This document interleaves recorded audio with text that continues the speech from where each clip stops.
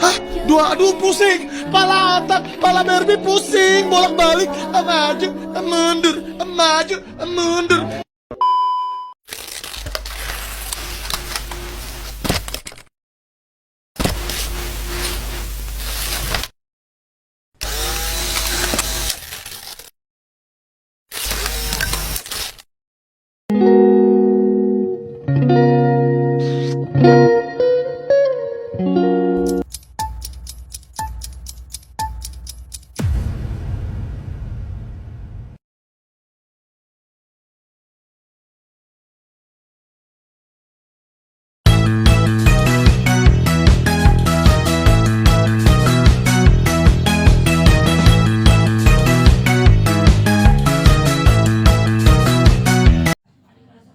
Assalamualaikum warahmatullahi wabarakatuh.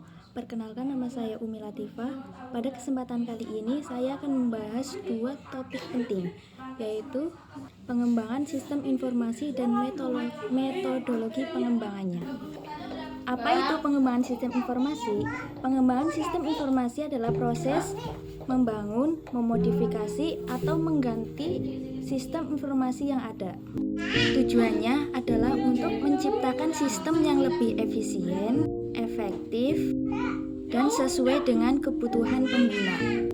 Manfaatnya antara lain meningkatkan efisiensi dengan mengotomatisasi tugas manual, mendukung pengambilan keputusan dengan informasi yang akurat, meningkatkan keunggulan kompetitif bisnis, perbaiki layanan pelanggan, dan yang terakhir meningkatkan keamanan data.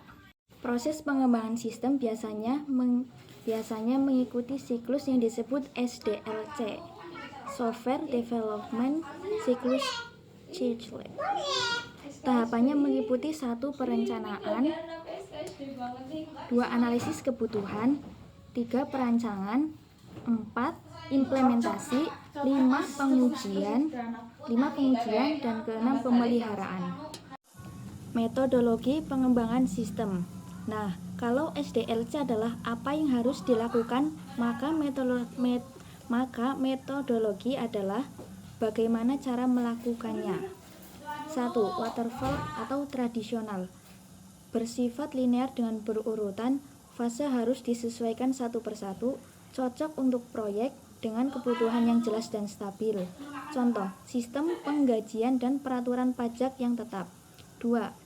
Agile atau modern, bersifat iteratif dan fleksibel, dikembangkan dalam siklus pendek atau sprint, cocok untuk proyek dengan kebutuhan yang sering berubah. Contoh, pengembangan aplikasi startup seperti Foodgram. 3. Scrum. Ini adalah salah satu framework Agile yang populer. Ada peran seperti Product Owner, Scrum Master, dan Development Team. Menggunakan sprint, daily meeting, dan review. 4. Prototyping. Membuat model sistem untuk mendapatkan umpan balik cepat dari pengguna.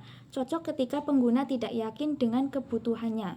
Contoh, perombakan sistem e-learning kampus. 5. Rapid Application Development. Fokus pada kecepatan pengembangan dengan prototyping dan tools. Cocok untuk proyek yang mendesak dan modular. Selanjutnya adalah studi kasus singkat. Mari kita lihat contoh penerapannya. 1. Sistem penggajian pajak. Kebutuhan jelas dan tetap, waterfall. Peraturan pajak tidak berubah, butuh akurasi tinggi.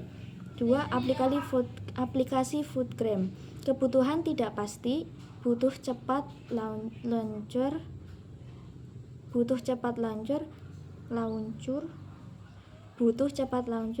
Agile atau Scrum.